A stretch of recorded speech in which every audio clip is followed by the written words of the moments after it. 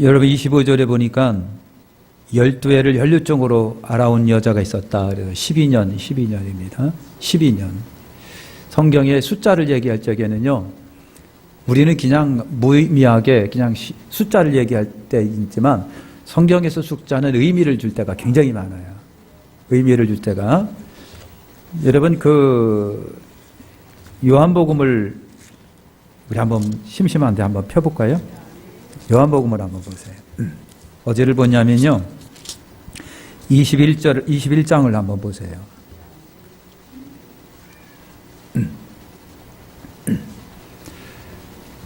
요한복음 21장 11절에 보세요. 11절 찾으셨죠? 아유, 창세기에서 찾으면 어떻게 해요? 자, 21장 11절만 시작.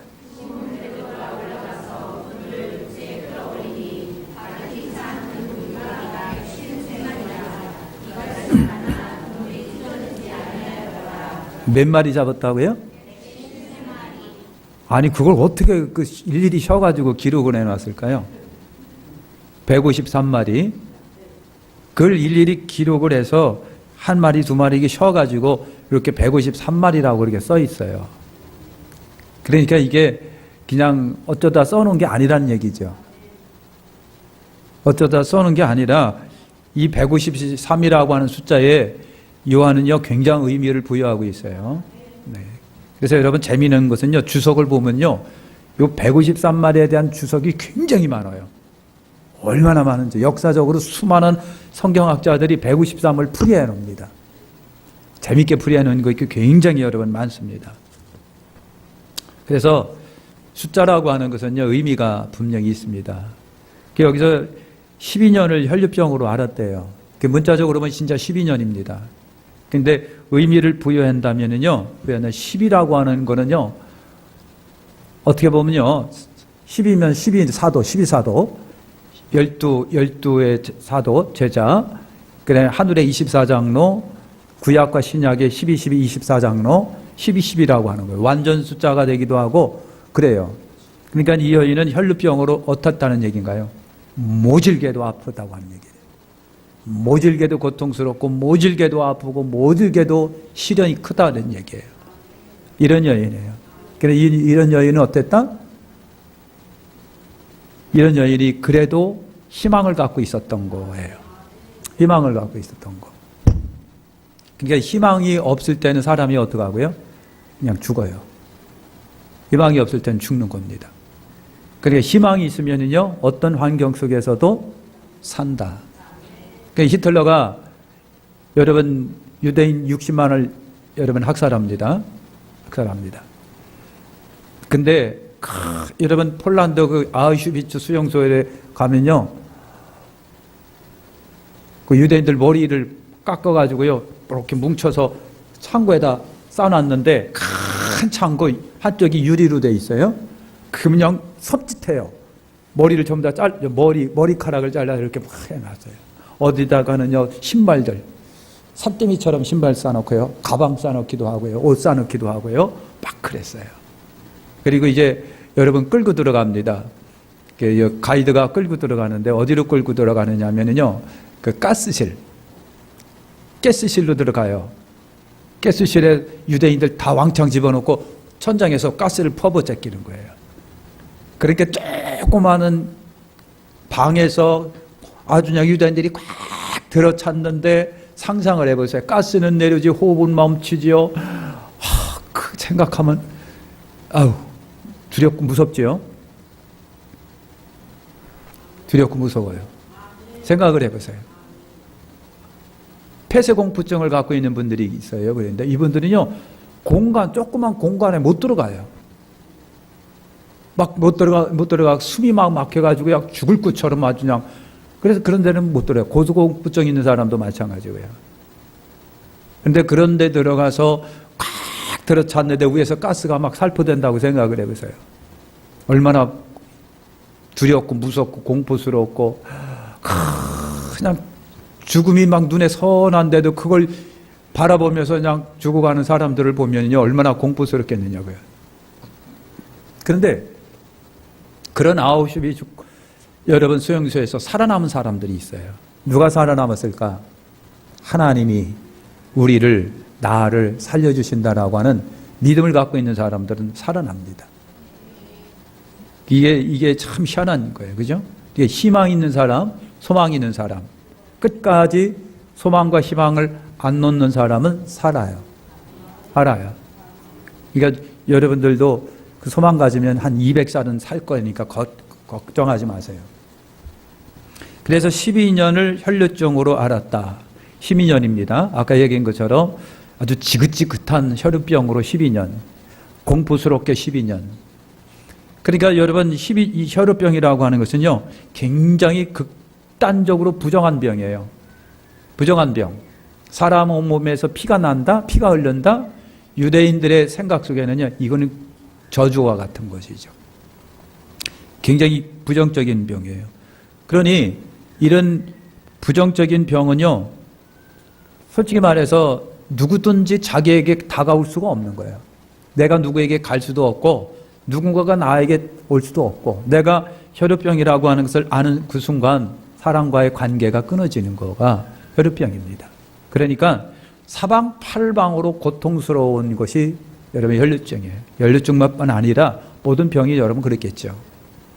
그래서 이 여인이 12년 동안 이 피가 흐르는 혈류병 때문에 살아왔는데 사방팔방이 이 여인에게는 벽입니다. 절벽.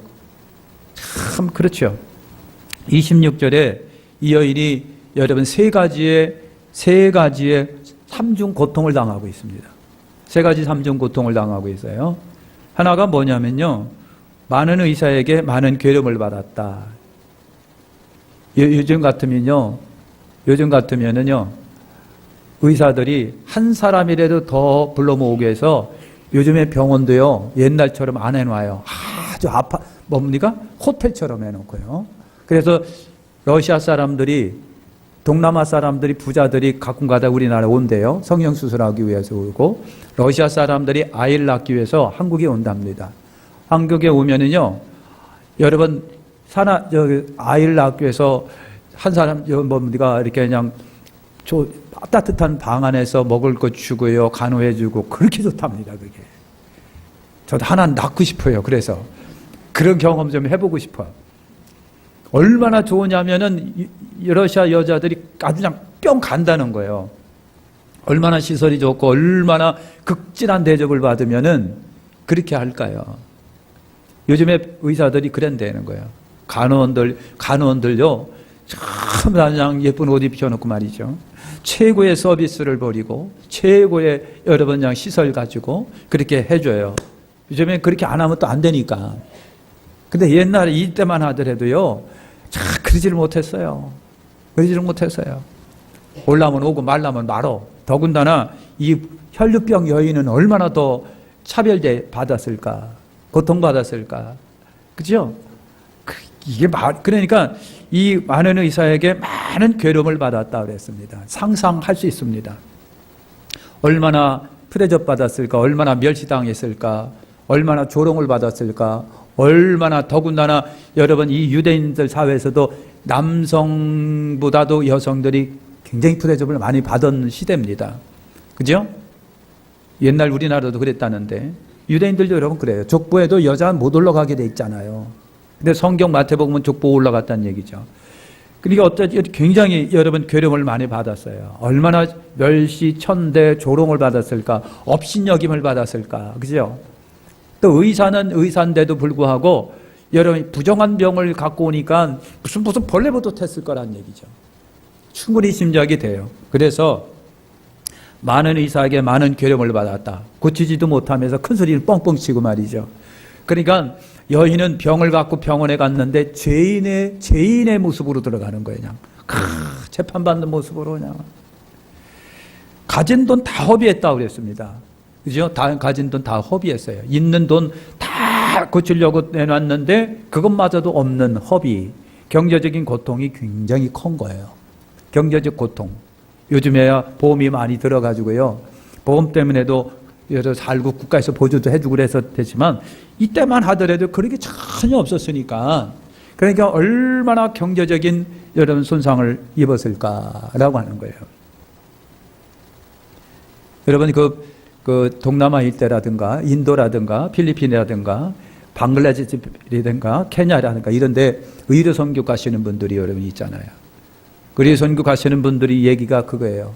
그게 요만한 연고 한 방울만 바르면 날 걸 가지고 그걸 못 해가지고 썩고 해가지고요 발가락이 손가락이 끊어질 정도로까지도 그렇게 무방비로 내버려둔 그런 사람들이 있는 거예요.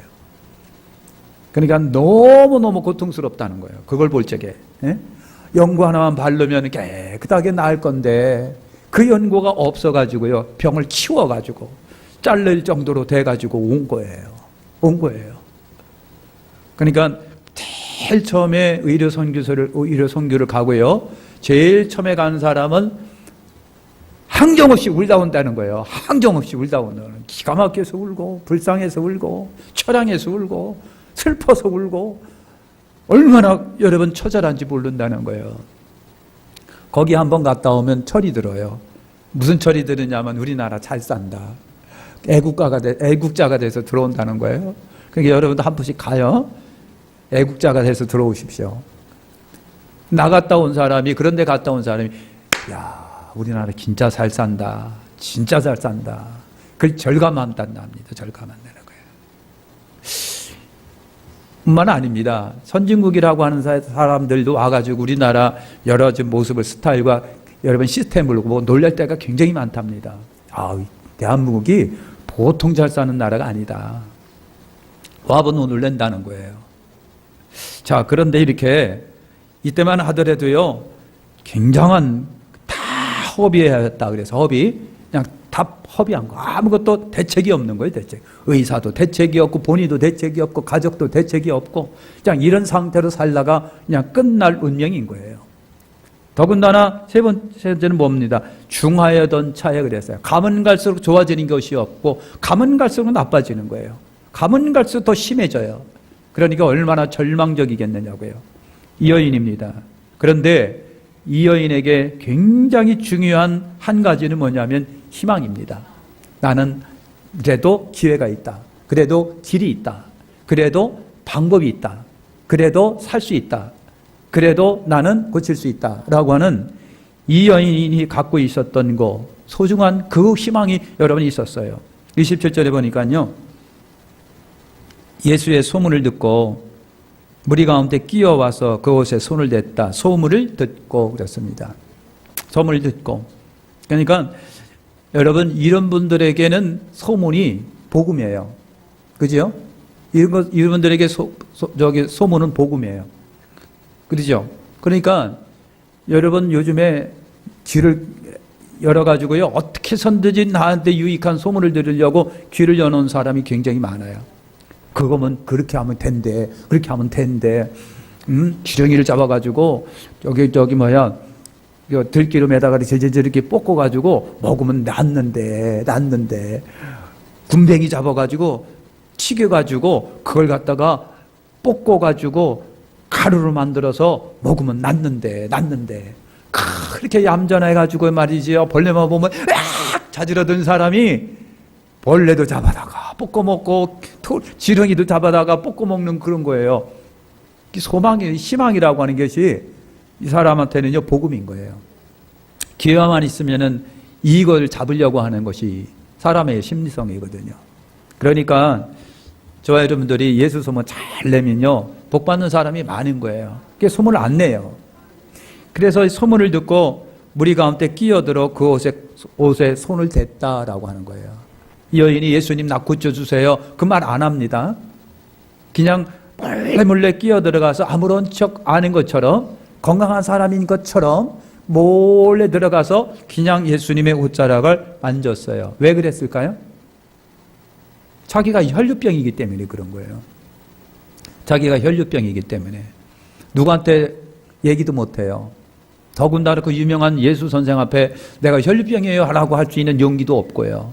또 그렇게 된다면 그 주변의 사람들이 가만히 안 있지. 너 당신 이렇게 가지고 왜 여기 들어왔느냐고 막 난리가 나중에는 잘못하면 돌에 맞아 죽겠죠.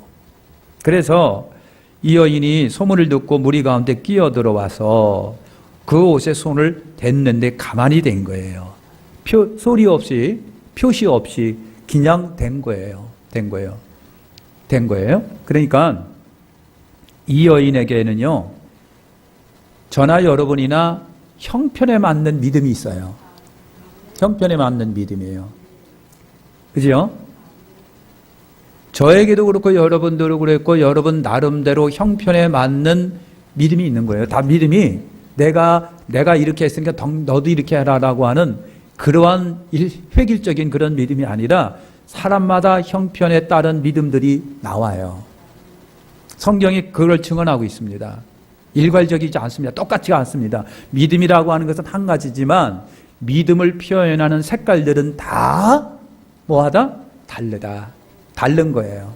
그런데 이 여인이 만약에 다른 문제를 갖고 왔다면, 자식의 문제를 가지고 왔다면 어떡하고요? 예수야, 불쌍히 여기서 내 딸이 흉악한 귀신 들렸나이다, 이렇게 했을지도 모르겠어요.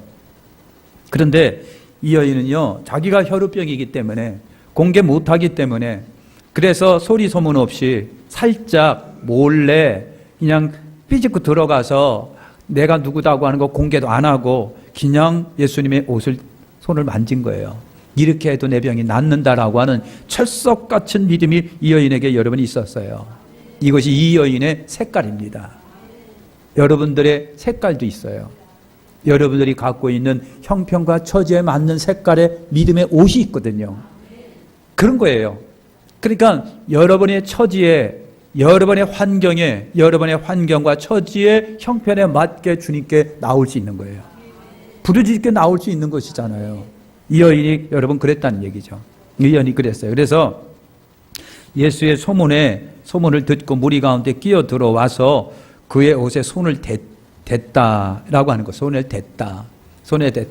그 옷에 손을 대니 그랬어요.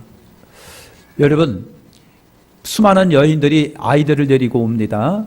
예수님, 우리 애기 좀 만져주세요. 안수해주세요. 하고 그냥 막 애를 그냥 안고 막 육탄 공격하는 거예요. 예수님 만져주세요. 그래, 그 예수님께 달려들어가고 어떻게든 우리의 예수님이 좀 안수 좀 해달라고 막 밀고 들어가는 거예요. 그건요, 아빠들이 못해요. 엄마들만 할 수 있어요. 엄마들만 내 아이가 있기 때문에 막 삐집고 들어가서 우리 예수님 좀 만져주세요. 안수해주세요. 그러는 거예요. 엄마들이 그랬어요. 그러니까 예수님이 그냥 만져주고. 근데 이 여인은 그러지를 못하고 자기 문제인데다가 혈우병이라고 하는 것 때문에 공개적이지는 못한 거예요. 그래서 여러분 가만히 가서 손을 대어도 구원을 받으리라 생각했다. 이것이 여러분 보통 생각이 아니죠. 솔직히 그죠? 어떻게 예수 옷자락 만드는 다 수가 있을까? 이게 그 여인의 믿음이에요. 이 믿음. 그냥 여러분 아마 어떤 분은 그럴게요. 야, 그럼 예수님 앞에 가서 막 안수하고 막 그래야지. 그래, 살짝 가서 옷 만진다고 되겠냐? 왜 이렇게 용기가 없는 거예요? 그래? 에? 아니 그렇게 하면 되겠어? 떼쓰고 달려붙어 갖고 예수님께 그냥 밀고 들어가 갖고 그냥 머리빡 대밀고 막 안수도 받고 그러지 말이야. 어떻게 그렇게 의기소침하게 용기도 없이 말이야. 그렇게 한다고 되겠냐? 그 내 생각이죠. 내 생각이 그래요. 근데 이 여인은 그렇지가 않는 거예요. 이 여인에게는요, 그냥 예수의 옷자락만 만져도 낫겠다라고 하는 그 믿음이 그 속에 있는 거예요. 그래서 믿음의 옷은 틀리고요, 믿음의 색깔도 틀려요. 믿음의 역사는 같지만은, 그런데 시도하는 그 사람의 형편과 처지에 따라서 다양한 모습으로 믿음은 드러나게 돼 있어요. 그러니까 나같지 않다고 해서 여러분 뭐라고 하지 마시고요. 그러나 중요한 것은 있습니다. 애절함과 간절함은 어디에도 다 포함이 돼야 돼요. 그렇잖아요? 이 여인이 예수님의 옷자락을 만지겠다. 그 남자 틈바구니를 삐집고 들어와서 예수님의 옷자락을 만져도 낫겠다라고 하는 절실함은 얼마나 컸을까? 얼마나 강했을까? 얼마나 애절했을까? 그죠? 얼마나 마음을 다해서 예수님께 찾아왔을까? 예수님 옷자락을 만지면 낫겠다라고 하는 절실함이 있었을까라고 하는 거예요. 그 절실함은요, 색깔은 틀려더라도 각자의 절실함은, 여러분 그런 절실함이 있어야 되겠죠. 그래서 옷을 손에 대니 구원을 받으리라 생각함일러라. 하고 진짜 만졌더니만 이에 그의 혈류 근원이 곧 마름에 병이 나은 줄 몸에 깨달으니라 그랬습니다. 야, 이게 표시가 난다는 거예요. 표시가 난답니다. 만지는 순간 낫네 이런 거예요. 그래서 특징이 그거예요. 하나님의 치유의 역사는 나도 느낀답니다. 그거는요 누가 가르쳐준 것도 아니에요. 강사님이 낫어 믿으라니까 단비 낫다니까 그냥 이게 아니에요. 내가 아는 거예요. 내가.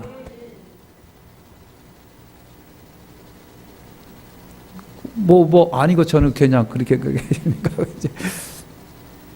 그 몸에 깨달으니라. 나는 나은 줄을 몸에 느끼는 거예요. 내가 근원이 냈네. 기도하다 보면요 그런 걸 느낄 때가 있는 거예요. 막 기도하다 보면요 뭔가 캄캄한 것이 있는 반면에 어떤 경우는 그냥 기상하게 속에 확실히 확 들어와요. 차이가 있습니다. 그 여인이 몸에 깨달으느니라. 그건 자기만 알고 있는 거예요. 주변에 있는 사람들은 뭘 알겠습니까? 나만 알고 이상하네? 나았네? 이상하네? 이걸 당신이 느낀 거예요. 하나님 예수 그리스도의 능력과 이 여인의 믿음이 마주치는 순간에 불꽃이 팍 일어나는 것을 보여주는 거예요. 그래서 혈육 근원이 곧 마름에 병이 나은 줄을 몸에 깨달으니라. 예수께서 그 능력이 자기에게 나간 줄을 예수님도 아시고 그러니까 안수하는 분도 그렇고요 안수받는 사람도 그렇고 코드가 맞을 때가 여러분 있는 거예요. 그래서 안수받는 사람도 이상하네 낫네 그런 것도 막 들리지만 안수하면서도 뭐가 그냥 막 확신이 막 들어가는 경우가 여러분 있는 거예요. 예수님도 능력이 자기에게 나간 줄을 스스로 아시고 무리 가운데 돌이켜 말씀하시되 누가 내 옷에 손을 대었느냐 라고 그랬어요. 대었느냐. 그래서 생각을 해보세요. 예수님 주변에 수많은 사람이 막 밀치고 끌어당기고 어떻게든지 예수님 손이라도 더 한번 자기 아이 머리에 대주거나 몸에 대주거나 하기를 바라잖아요. 이리 밀리고 저리 밀리고 막 밀리는데 여러분 여인이 살짝 예수님 손을 옷자락에 손댄 걸 어떻게 주님이 아셨겠느냐고요. 어떻게 주님이 아셨겠어요. 그래서 31절에 보세요. 제자들이 여짜오되 무리가 애와싸 미는 것을 보시고 누가 내게 손을 대었느냐 물으세요. 주님 이 사람 보세요. 이렇게 막 밀리는데 누가 손을 댔느냐고 물으시면 어떡하라고요. 제자들이 그렇게 말한 거예요. 이해가 되시죠? 그런 거예요. 그래서 누가 내 옷에 손을 대었느냐 환경이 그런 내 옷에 미는 것을 보시고 그렇게 말을 하십니까?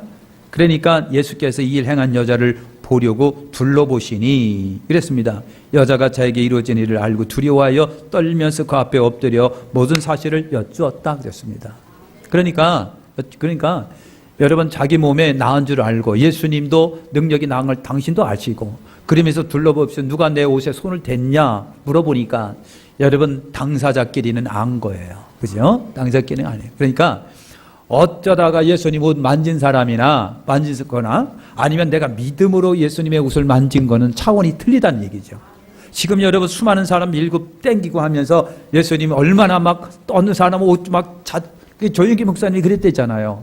조영기 목사님이 유명할 때에는요 얼마나 사람들이 달려드는지 옷에 단추가 안 남았다는 거예요. 막 물고 뜯고 그래가지고요 단추가 다 떨어졌다는 거예요.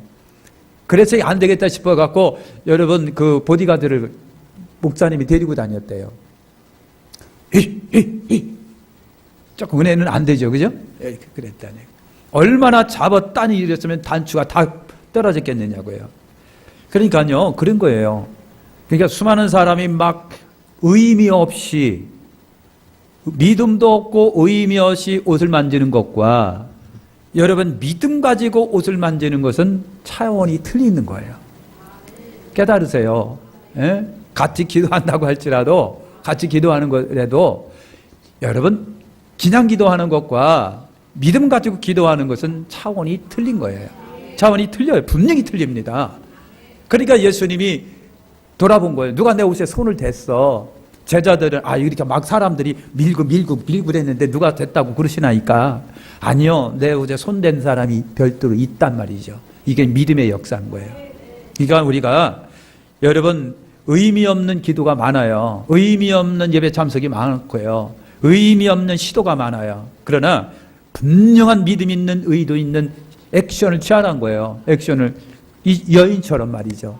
자질구레하게 하나를 하더라도 믿음을 갖고 하는 것과 안 하고 믿음 없이 하는 것과는 차원이 분명히 틀립니다. 그 주님이 우리 이 사건을 통해서 우리에게 여러분 보여주고 있는 거예요. 보여주고 있는 거예요.